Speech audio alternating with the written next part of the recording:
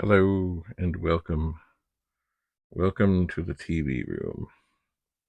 David Bradley here. Here is the inside of another pit, indeed, the 40th pit. And if we look here, we can see there's the batteries included board for the arbiter system. The thing on the top I've just set there gently to prevent the E in EEPROM being erased.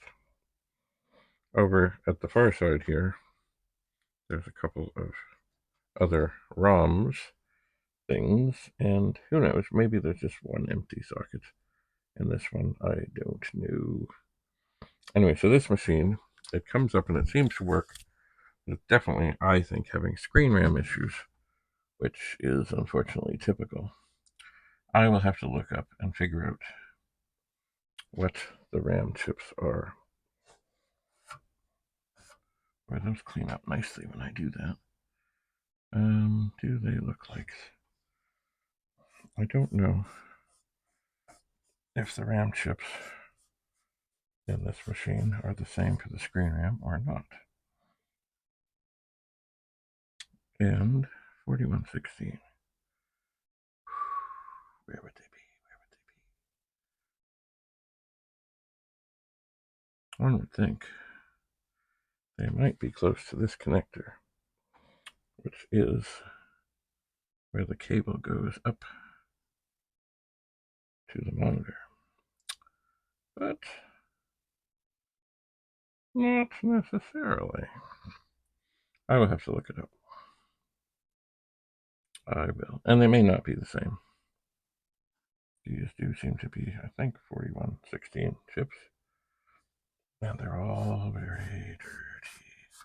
Some of them come up cleaner than others, maybe because my finger is getting to be full of dust. Ugh. Perhaps. Anyway, I will figure this out. So this one looks like it's very close to being workable. Very close. I think I will spray some deoxit in here. That will help with dust as I look around fondly. Anyway, I'm going to have to refer to something else to find the screen RAM chips in here. Anyway, this is also, I believe, the same kind of pet that Commodore, way back when wanting to be greedy and sell or make more money, this is the one that they used to drill the holes in the boards to make it hard for people to add RAM. This one has not been drilled. I'm thankful for that. Not all the chips come up nicely. All right. So what else do we have here? Well, this is the power connector. This is the connector that goes up to the monitor. This is the funny little board that has the chip for the arbiter. And I have not taken this out. Maybe I should try to wiggle it out. Or maybe not. Anyway, this is the keyboard connector. And that goes upstairs, of course, to the keyboard.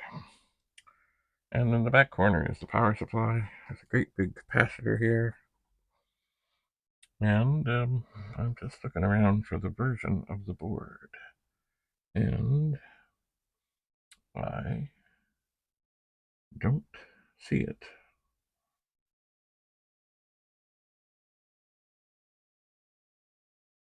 I don't. Whereas I think I should. I just don't know where on this board they put it. Maybe it's on the other side. I don't know. Anyway, it looks like all the ports could use a little treatment from the either deoxit or an eraser. They all look like they've had things plugged in and on and off, and you know about micro corrosion. You do. Or you should know about micro corrosion. Micro corrosion It happens. Anyway, lots and lots of chips that are not socketed. A few that are.